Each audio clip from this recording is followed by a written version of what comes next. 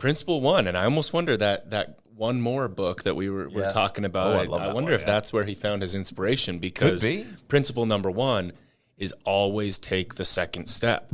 And it comes from Matthew 5:41. If someone forces you to go with them 1 mile, go with them 2 miles.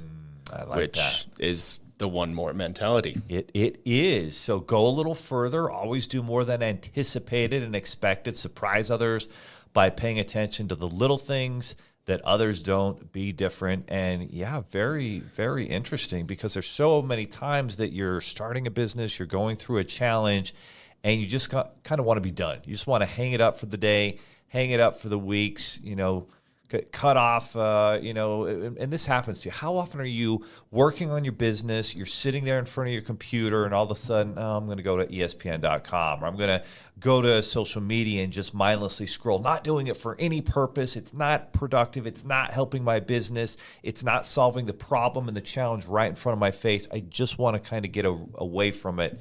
And that idea of doing one more thing, of pushing through it, how much do you think that's a difference between success and failure? Oh, I think it has everything to do with success and failure. And I think the hard part for people, Leo, is that they always want that one more. If I'm going to push the extra mile, I'm going to go 1 more mile. They want that to have the immediate impact. And we talk a lot about delayed gratification, and it's the same concept of working out. That one more rep, that one more set isn't going to do anything. But the last 30 days, the last 6 months, the last year of those one more reps compounded together are going to make all the difference. So it's understanding that not every single one more experience is always going to be this life-changing thing, but you never know which one will, and you never know what kind of compounding effect they may have. I mean, for you, Leo, you think about your life, your personal life, your business life. Do you have an example of when that one more has made a massive impact in your life? 100%. And I can think about, I remember it as clear as yesterday. And it was in like March or April, right after the pandemic had started. And we had like 12 live events, which represented 60-70% of our business. Those events were canceled. There was incredible uncertainty. There was fear. I remember, one of our employees who's no longer with us was asking for a raise. I'm like, oh my word, we're having the worst month ever and you want a raise? So those were the things that were taking place. And it was one of those weird days, or the end of a week, like a Thursday or Friday. And the pandemic was full-fledged, and people had so much uncertainty, fear going on in their lives. There was fear in Utah around, for sure in our office. And for whatever reason, I remember some of our team was gone for the week, maybe on a vacation that they planned, and they somehow were able to still go on that even in the middle of the pandemic. And so I remember it was like me and maybe just a couple of our other folks in the office, and you were going back and forth, working your full-time job and helping build the company.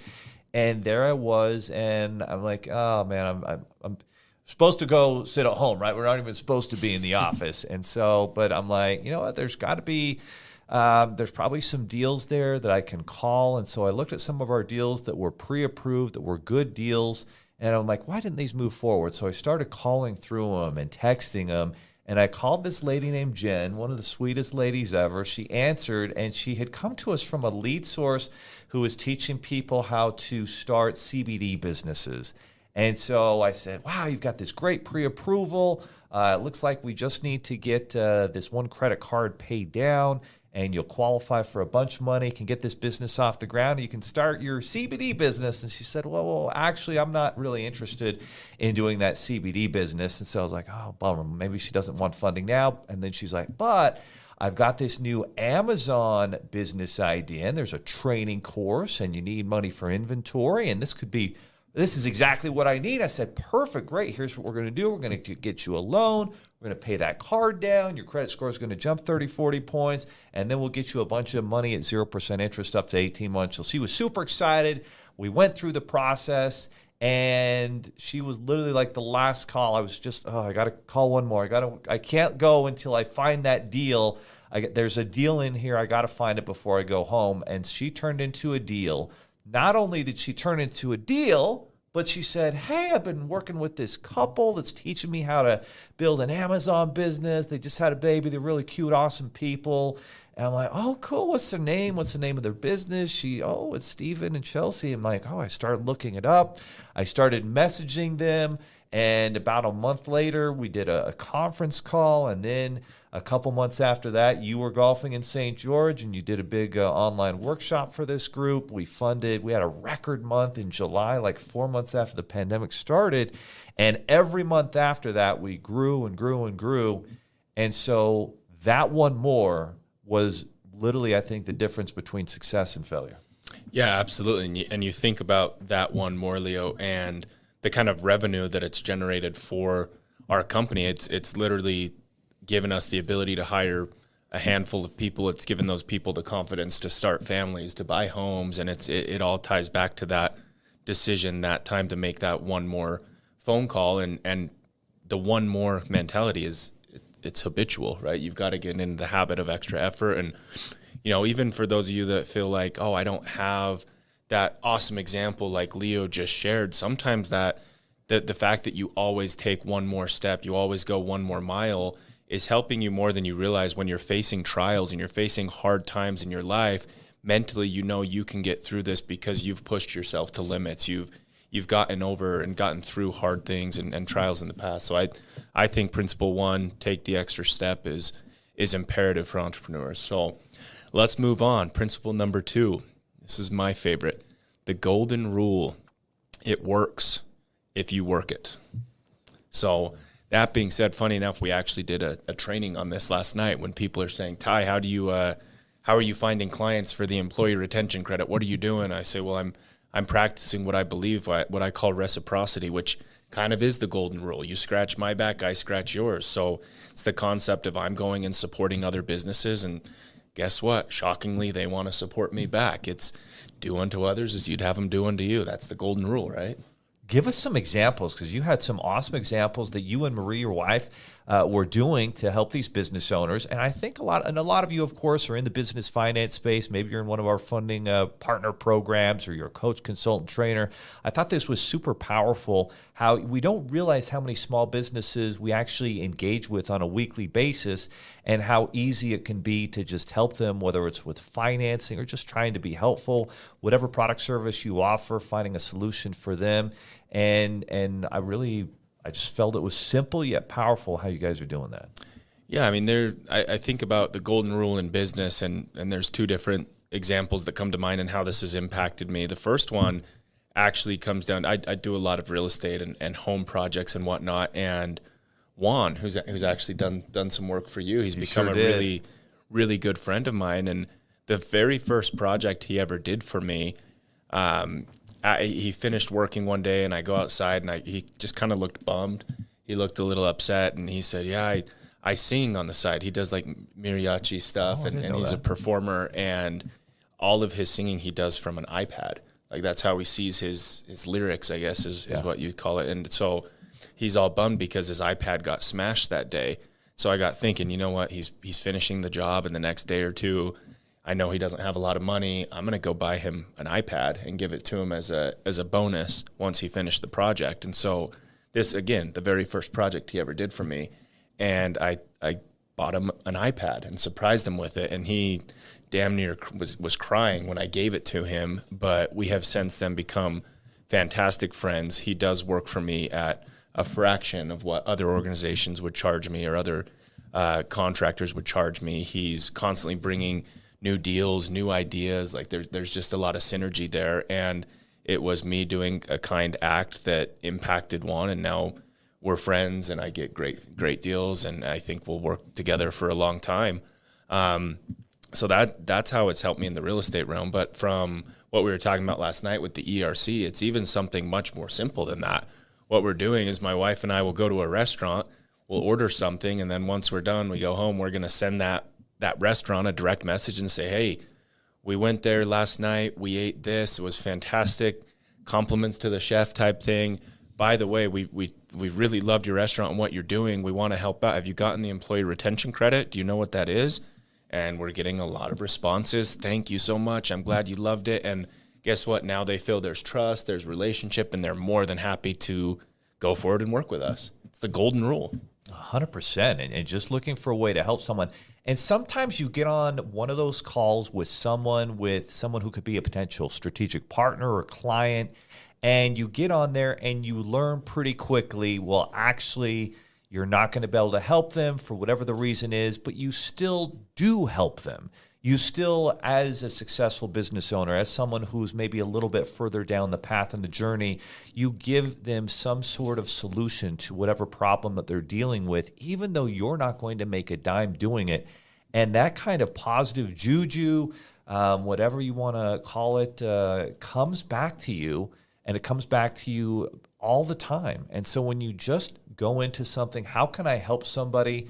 I remember when I had Tony Robbins, one of his first coach mentors, Jim Britt, on the podcast, and he said, if you just go into every conversation saying, how can I just help somebody, you'll be able to help a lot of people and make a lot of money. You think about the people who are really positive influences.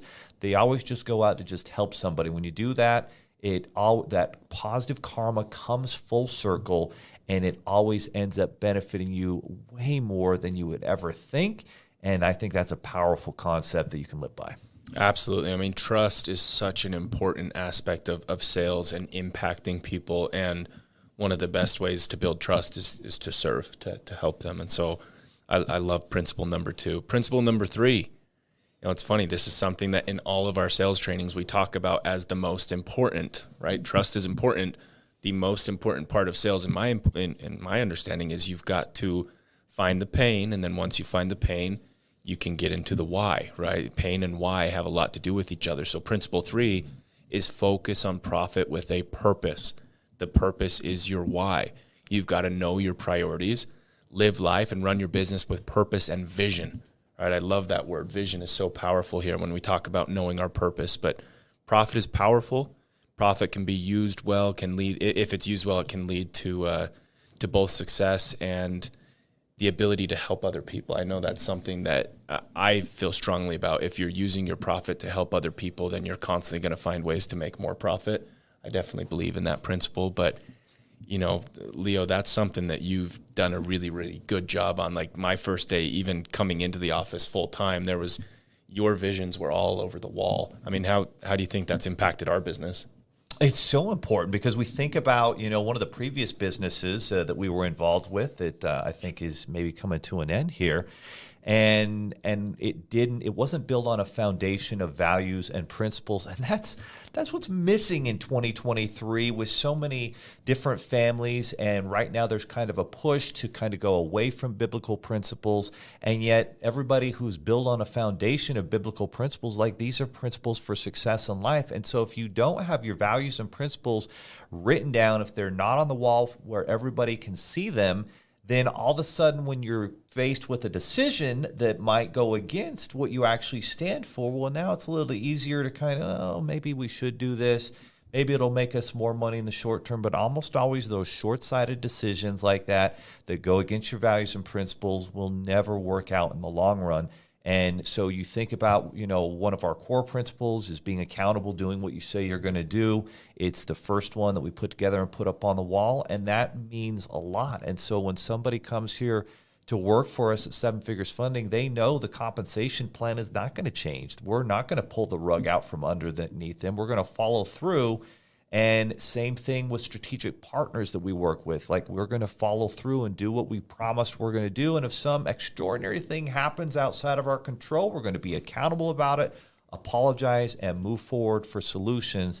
And that's exactly what the vision and the purpose comes down to. You have to have written values and principles, and then you have to live by them. There's nothing worse. And boy, you find this out as your kids get older, man. You find this out. Like if you told your kids, you better do this, you better do this, the first time you don't follow through with what you've been preaching to them, all of a sudden they will point it out in a hurry. And the same thing is true of your team at work. If you're preaching one thing about how to serve the client and how to serve with a greater purpose and vision, and then all of a sudden you make short-sighted decisions that are not in the best interest of your client, they might short-term make you more money, but I promise in the long run, it will never work out better for you, and you will not have the word of mouth, you will not grow, you will not have the reputation, And that's why those values and principles are so important. Absolutely. And it's so important that your team knows and understands the values and principles that this business is built upon. Because if they don't resonate with those and they can't live by those, then it's not the right fit. And you look at our team today, it's very, very rare that people come into our company and leave, right? Our turnover is very, very, very low. But you look at those, there's been 2 or 3 that have decided to leave. And guess what? They're not that they're bad people, but we had different principles, we had different missions, and things happen for a reason. And I think you've done a great job of making it very clear. This is what we do. This is what we believe. And either you're all for this or this isn't the company for you. Exactly right. And don't be afraid to, cut ties with people that don't share your values and principles. It's interesting, there are people that come into your lives and some of them just create negative energy. They're a drag. Everything's negative. It's complaining. It's blaming. And so one of the things you've got to do, whether you want to, succeed in life and business, et cetera, is you need to go away from those negative energies. And it's very, very true and apparent. Like that's what, and you want to be careful about how you do that. But it's important to be in the right situation, the right environment with people who share your values and principles. If you're out there, at a company, you're trying to build something and they don't, and everything's uncomfortable and the way they're doing things and the way they're treating others, like don't stand for that. Like stand up, have non-negotiable principles and values and move forward with those and remove the people and the things in your life that don't align with those.